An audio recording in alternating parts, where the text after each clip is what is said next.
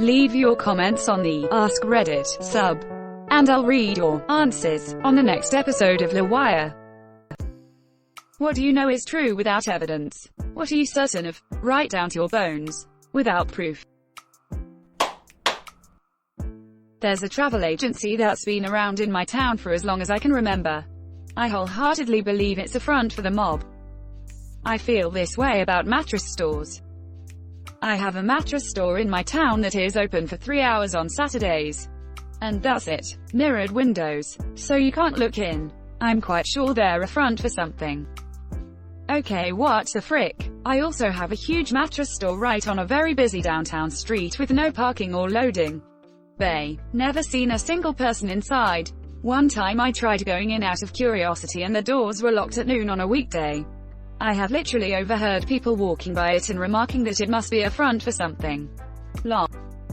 I tried to use one several years ago to plan a trip to Disney. They basically told me to go online and do it myself. I did. That's odd. Usually money laundering businesses do actually do the things they claim to do.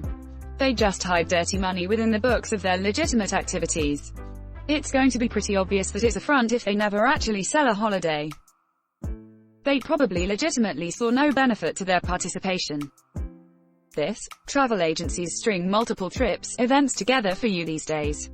Things like a series of cruises, shore days, dinners, things like that. They are planners, not a point-of-sale system. You better keep quiet or you'll be taking an unexpected trip. We'll send you on a nice, long vacation. I've always wanted to see a comic about the mob telling some guy that he'll be sleeping with the fishes. Cut to the next screen and the guy is coming out of some underwater cave as a cigarette smoking fish in lingerie comes out and in her raspiest smoker's voice, tells the guy to swim by any time.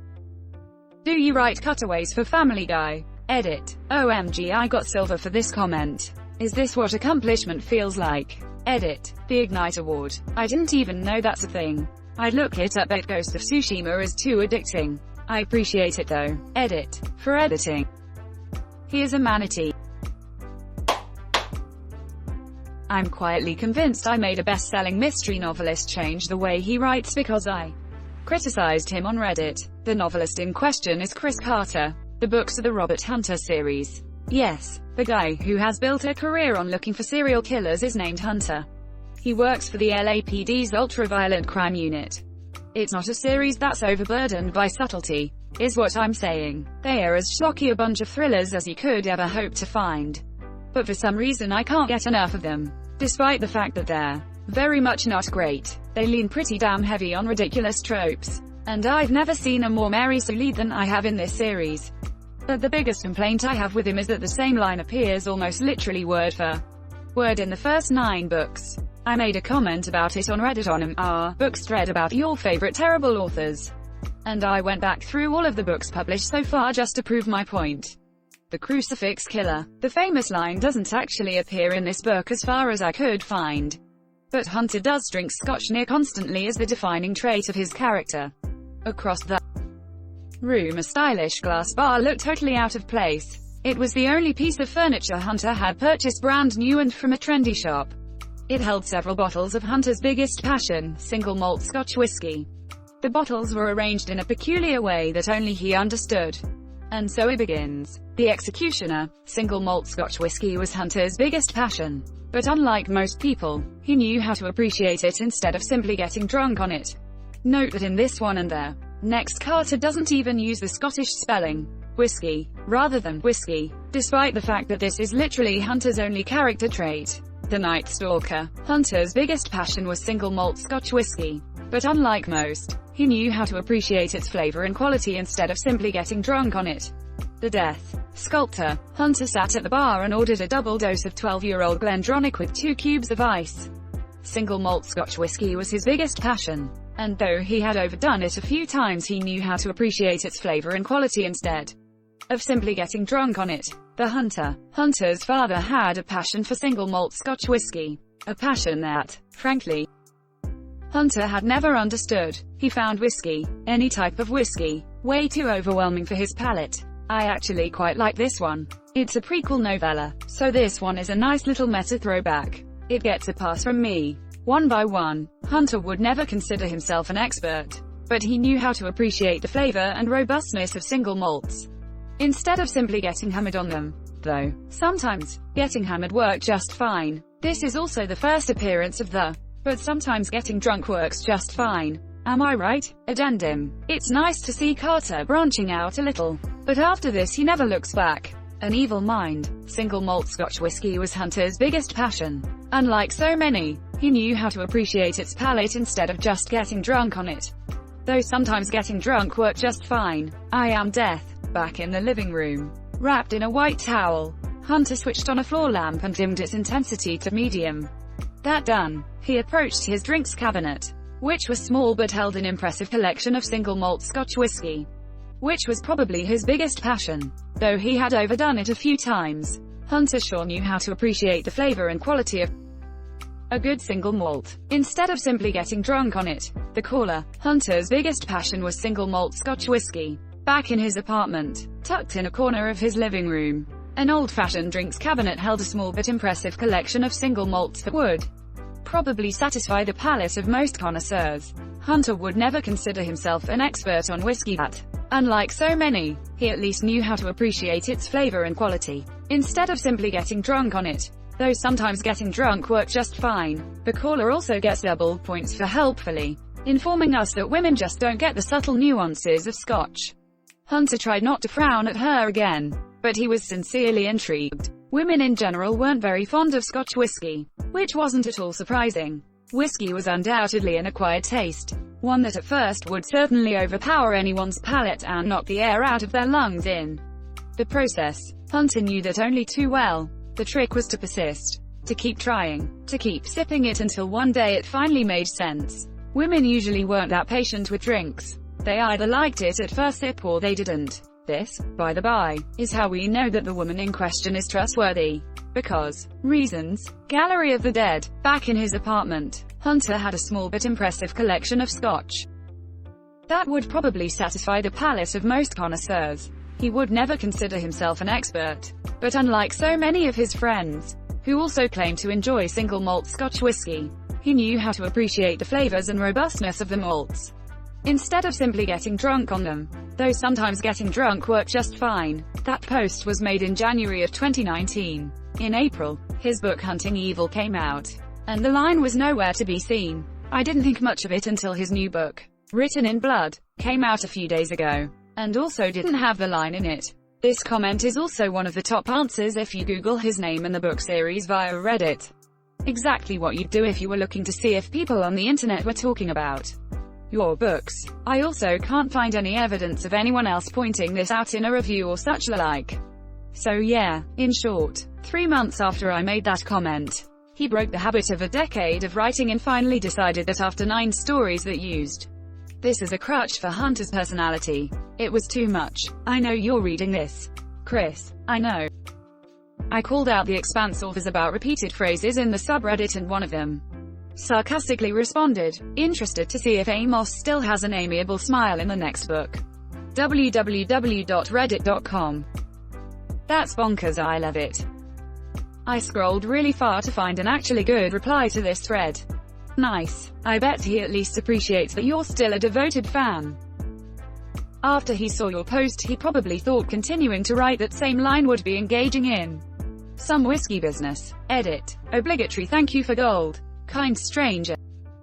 As someone in a creative career, I could definitely use my own new Porterossa. It looks here like you've used the same tired metaphor for love in the last 8 of your 9 works. We should talk about that. I write for a living too, so I try not to be too hard on people. My big one is people furrowing their brows. There's not an uncreased forehead in my frickin' books. Let me tell you. That's amazing. I enjoyed reading that. Thanks. It also really makes me want to drink a good single malt whiskey. Not to get drunk on it, mind, just to appreciate the flavor and quality. Edit. As this lame comment has gotten over 2,000 upvotes, and a lot of replies. In the interest of full disclosure, I feel the need to confess I don't even like Scotch. I'm strictly a bourbon man. Buffalo Trace or, at a push, bullied. Sorry to have lied to you all. But sometimes just getting drunk works too. I don't understand that. It's a little overwhelming for my palate. Wonder if your boy Chris enjoys him some single malt Scotch whiskey. He doesn't, he just knows how to get drunk off it. Sometimes getting drunk works just fine. I'm always floored when I see awards, which I assume people paid actual money for. I would just never spend money on Reddit. Edit. Whoa, more awards. This is going on 2 days now lol. Thank you strangers. Sometimes you get a platinum from some other guy and spend the coins you got from that other guy on awards. I legitimately hate the Reddit award system. It's just kinda dumb and unnecessary. Is that weird? It's just so frivolous and pointless. Just having gold way back then was already pushing it. At least when it was just gold it felt special seeing a gold post, but now I see like 20 emojis and it's like, okay. They went overboard and they don't really mean anything now lol. They are giving out free coins to spend on awards. OMG really? I noticed I had like 700 and sure as hell didn't buy them. You also get some if you receive an award. Oh that must be it then haha. Oh look here mister, I get gilded. I'm convinced the poem for your Sprog guy either has something like this going on or he buys his own Reddit gold. But Sprog is a Reddit celebrity who regularly creates solid new content. Why is it hard to believe the gold they're awarded is authentic? Plus, hasn't Sprog been sprogging since before Reddit emojis and coins and awards? Reddit is always better with a sprig of Sprog. Yeah, he's been around for as long or longer than I have. He was really active for a time and I love running into him now and then. I've been on since 2013 or 2014, so it's cool to see he's still relevant. Upon a gaudy throne of gilded leaf, a royal seat of richest ruby red, within a world of wealth beyond belief, a king named Midas sighed and shook his head.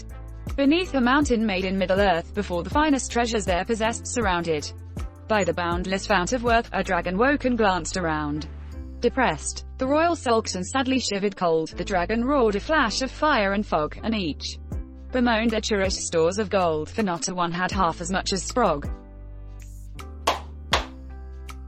My brother deleted my game save on purpose. He was old enough to read, he knew what he was doing. I did. Oh crap, something's about to go down, let me get my popcorn. Most of this is just busy work. This touches me deep in my soul. What sucks is knowing it doesn't have to be that way yet still accepting that it is the way it is. I think the pandemic has really exposed this. I work in the criminal courts. The courts all but shut down. The jails released most prisoners. Trials stopped happening. And the world kept turning.